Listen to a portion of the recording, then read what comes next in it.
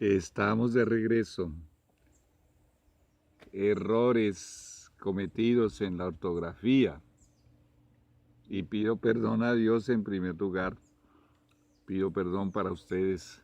Aquí había colocado profetiza con Z, pero profetiza como sustantivo femenino es con S. Existe la palabra profetiza con Z, pero es del verbo profetizar. El sustantivo que describe a una mujer que Dios ha llamado para ser su mensajera, su profetisa. Ese sustantivo es con S. Y la palabra profeta solamente se usa para mensajeros del Señor de sexo masculino. Muy bien, con esta corrección de este error, profetiza con S. Bueno, continuamos aquí esta segunda parte del capítulo 6. Dios escoge su última profetisa. Y bueno, vamos a voltear aquí la hojita porque vamos para la pregunta número 5. Pregunta número 5. Muy bien. Vamos a leerla, la quinta pregunta. Muy bien. Dice, ¿qué amarga realidad descubrió ella al salir del estado de coma? La historia, los detalles de todo este acontecimiento son muy extensos. Yo te recomiendo que tú leas notas biográficas de Elena G. de White o que leas en Testimonios para la Iglesia el volumen 1. Ella se extiende ampliamente en dar información más clara, más detallada acerca de este terrible accidente que le aconteció a la edad de 9 años. Ahora, de lo que aconteció, pues yo tengo que mencionar un poquito, por lo menos. Ella quedó en estado de coma durante 3 semanas. Perdió mucha masa muscular, además de que había perdido mucha sangre. O sea que su estado era de una debilidad. La palabra que se usa en inglés para describirla es la palabra feeble. En español nosotros decimos enclenque. Es alguien muy, muy débil. Pues bien, fueron muchas las cosas que acontecieron durante esas 3 semanas, especialmente a causa de las visitas que visitaban el hogar. Recuerda, ella tenía 7 hermanos, ella tenía 7 hermanos más. Muy bien. Y su padre, esto no lo había mencionado, él estaba viajando por el estado de Georgia, arriba del estado de Maine, que queda muy cerca a Canadá, para llegar al estado de Georgia, aún hoy en día, es una gran distancia. Y él había viajado para vender sus sombreros. Entonces el padre, el señor Robert, no sabía nada de lo que había ocurrido con su hijita. Y su madre, la señora Eunice, bueno, había hecho de tripas corazón para atender la emergencia y para ayudar a su hijita en lo que pudiese. La niña había sido desahuciada, no es desechada, desahuciada por los médicos de la época. Recuerda que la medicina estaba literalmente en pañales. Y ella comenta de su momento, de los instantes, de las horas, de los días que pasaron después del estado de coma, ella comenta esta partecita que vamos a leer a continuación. Muy bien, vamos a leerla. Dice, cuando cuando recuperé la conciencia, tuve la impresión de que había estado dormida. No recordaba el accidente e ignoraba cuál era la causa de mi enfermedad. Después de recobrar algo mis fuerzas, ella quedó supremamente débil.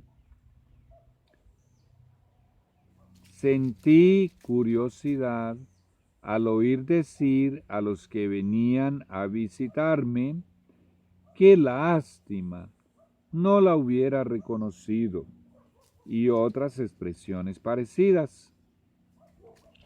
Entonces, esas eran expresiones que algunas personas hacían, exclamaciones, por cierto, y ella quedó muy intrigada por saber por qué hacían esas exclamaciones de pesar y de lástima. Vamos a seguir leyendo. Y dice, pedí un espejo y después de mirarme en él, quedé horrorizada al ver el cambio que se había realizado en mi apariencia. Escucha atentamente lo que vamos a leer, lo que tú estás leyendo. Habían cambiado todos los rasgos de mi cara. Al romperme el hueso de la nariz, que se llama tabique, ¿no?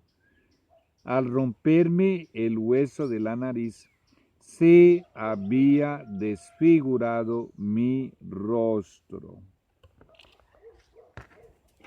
Vamos a pensar por un momento en los sentimientos que invadieron su corazoncito cuando ella vio ese nuevo rostro desfigurado a causa del golpe y de haberle quebrado este huesito, el hueso de la nariz, el tabique. Sus rasgos de su rostro cambiaron totalmente, completamente, pero para mal, porque quedó completamente desfigurada. Y para una niña de 9 años, pues esto tuvo que ser algo muy terrible, muy trágico, muy doloroso, muy penoso. Vamos pues con la pregunta número 6. ¿Qué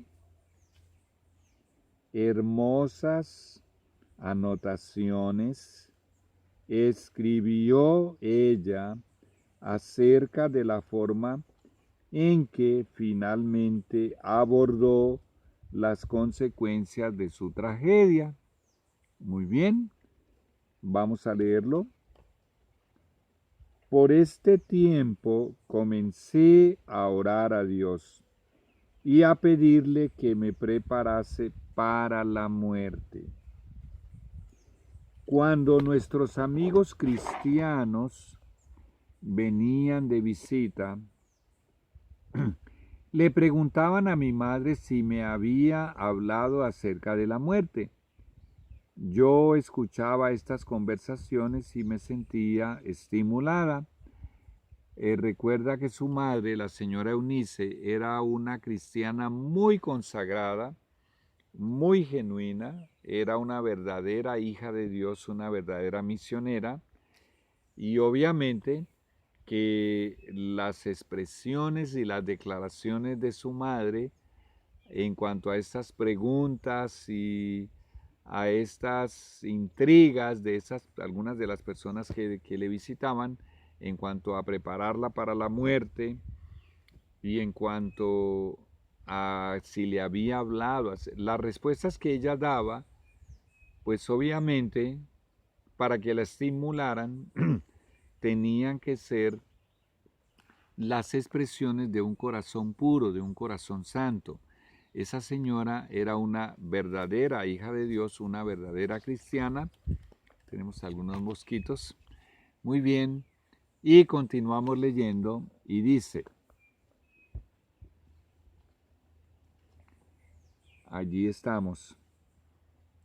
Deseaba llegar a ser cristiana y oraba fervientemente pidiendo perdón por mis pecados. Como resultado, experimenté gran paz mental.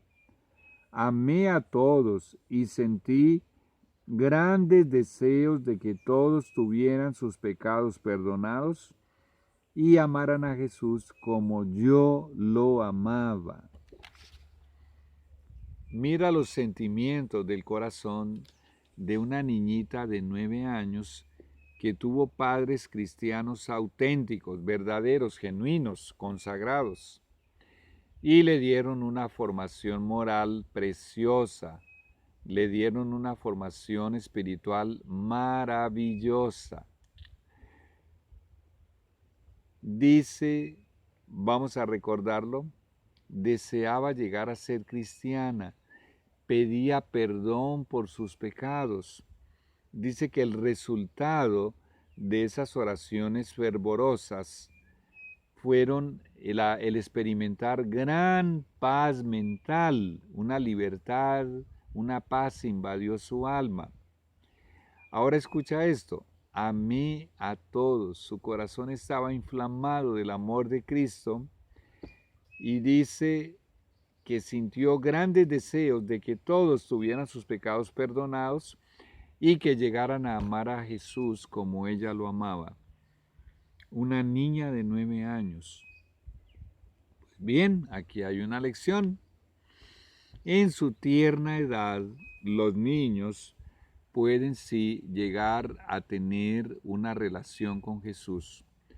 Y a pesar de su limitado desarrollo neurológico, o sea, intelectual, mejor dicho, intelectual, pueden sí ser cristianos y entregarle su corazoncito a Jesús. Vamos con la pregunta número 7. Pregunta número 7. ¿Por qué ella perdió la esperanza de obtener una educación? Bueno, vamos a leerlo. Al esforzarme por aplicar la mente al estudio, veía juntarse las letras en la página. La frente se me llenaba de grandes gotas de transpiración y me sobrecogía un estado de debilidad y desvanecimiento. Tenía una tos persistente y todo mi organismo se encontraba debilitado. Mis maestras me aconsejaron que abandonara la escuela y que no siguiera estudiando hasta tanto mejorara mi salud. Fue la lucha más dura de mi joven vida llegar a la conclusión de que debía ceder a mi estado de debilidad, dejar de estudiar y renunciar a la esperanza de obtener una educación. Imagínate una condición de esas. 3 años después hice un nuevo intento de continuar mis estudios, o sea, cuando tenía 12 años, ¿no? Pero apenas hube comenzado, nuevamente se me deterioró la salud y resultó evidente que si continuaba en la escuela sería a expensas de mi vida. No volví a la escuela después de los 12 años de edad. O sea, lo que ella está queriendo expresar es que nunca más volvió a la escuela a partir de cuando ella tenía 12 años de edad. Bueno, esto es bastante doloroso y yo quiero comentarte algo muy delicado. Lamentablemente, la educación a través de todas las generaciones ha sido corrompida y ha sido deteriorada, inclusive para los niños pequeños, inclusive desde la época de Juan el Bautista y de la época de Jesús. Dios no permitió que ni Juan el Bautista ni Jesús tuviesen una educación primaria, pues mucho menos de bachillerato, nada de eso. Porque ya en esa época, estamos hablando de 2000 años atrás aproximadamente, casi 2000 años, bueno, ya la educación se había corrompido demasiado. Bueno, la mayoría de los discípulos, con excepción de Mateo y de Judas, era analfabeta. Los otros 10 discípulos no sabían leer o escribir. La Biblia dice que ellos eran del vulgo y sin letras, o sea que no habían tenido una educación formal. Bueno, el Señor permitió toda esa tragedia para que ella no fuese corrompida con una educación secular. Hoy en día hay muchísimas escuelas y colegios e inclusive universidades de iglesias cristianas, pero lamentablemente yo tendría que decir el 100%, pero no puedo afirmar eso con toda seguridad. Triste y dolorosamente, lamentablemente, si no el 100%, está muy cerca a eso. Han sido corrompidas y han sido triste y dolorosamente destruidas por dentro por el enemigo. Y por esa razón, esta profetisa nos aconseja que los niños sean educados. Ojalá tú puedas leer el libro La Educación que ella escribió. Ojalá tú puedas leer o escuchar en audiolibro el libro Conducción del Niño que ella escribió. Pues bien, el Señor a través de ella nos aconseja que el niño en su infancia, en su tierna infancia, no debe ser colocado en una escuela del mundo, no debe ser colocado en una escuela de un pueblo, de una ciudad, porque se va a corromper, triste y dolorosamente. Pues bien, el Señor la mantuvo distante y alejada, vamos a decir, incontaminada con ese tipo de educación. Vamos pues a la pregunta número 8. Pregunta número 8. A ver si la localizamos aquí. A los 12 años de edad, ¿cómo aconteció su conversión? Leámoslo. Mientras me encontraba postrada frente al altar con los demás que buscaban al Señor, las únicas palabras que brotaban de mi corazón eran: ayúdame, Jesús, sálvame porque perezco. No dejaré de pedir hasta que escuches mi oración y perdones mis pecados. Sentí como nunca antes mi condición necesitada y sin esperanza. Mientras me encontraba arrodillada y en oración, repentinamente desapareció mi angustia y sentí el corazón aligerado. Al comienzo me sobrecogió un sentimiento de alarma y procuré sumergirme nuevamente en la angustia. Me parecía que no tenía derecho a sentir gozo y felicidad. pero sentía que Jesús estaba muy cerca de mí. Tuve la sensación de que podía acudir a Él con... Voy a voltearlo aquí. Señor, ayúdame a voltearlo para continuar. Muy bien. Mientras termino de voltear aquí, esto que estamos leyendo aquí aconteció en una iglesia durante las predicaciones de los mileritas o de los adventistas. Entonces, habíamos leído que ella tuvo esa sensación, esa seguridad de que podía acudir a Jesús con todas mis preocupaciones, infortunios y pruebas, así como los necesitados iban a Él cuando estaba en este mundo. Experimenté la seguridad en mi corazón de que Él, Jesús, comprendía mis pruebas peculiares y simpatizaba conmigo. Nunca olvidaré la admirable seguridad de la tierna compasión de Jesús por alguien tan indigna de ser tomada en cuenta por Él. Testimonios para la Iglesia, volumen 1, página 22, párrafo 5. ¡Cuánta ternura! Esto realmente es conmovedor, es muy hermoso.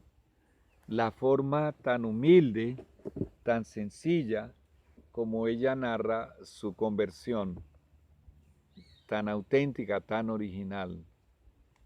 La modestia y la sencillez y la humildad caracterizan esa narración. A los 12 años de edad, ella y su familia estaban asistiendo a las conferencias de los milleritas del movimiento adventista de Guillermo Miller, de William Miller, y habían aceptado y habían creído ese mensaje de que Jesús vendría en 1844, el día 22 de octubre. Si ella tenía 12 años, un poco más de 12 años y algunos meses, entonces, ¿en qué año ella estaba con su familia yendo a estas conferencias? Que por cierto eran conferencias de reavivamiento y fue el mayor despertar religioso que la historia registre del cristianismo de los últimos siglos pasados. Pues bien, si le restamos 5 años, si le restamos 5 años a 1844 o del año 1827, sumamos 12 años, que era la edad que ella tenía, 1827 más 12 nos va a dar 1839. Pero como ella tenía tal vez 12 años y medio aproximadamente, entonces ya estaba en los primeros meses de 1840, cuando ella le entregó su corazón a Jesús y sintió esa seguridad de que Él la aceptaba y que podía ir a Él con todas sus preocupaciones, y sintió el corazoncito aligerado y recibió ese gozo y esa felicidad a los cuales ella dice que no sentía derecho a sentir. Qué hermoso, qué conmovedor. Y es muy lindo, pero muy lindo el relato completo. Tú lo puedes leer en Testimonios para la Iglesia, volumen 1. Bueno, ya regresamos con la tercera parte. Ya regresamos. El Señor te guarde, Dios te bendiga.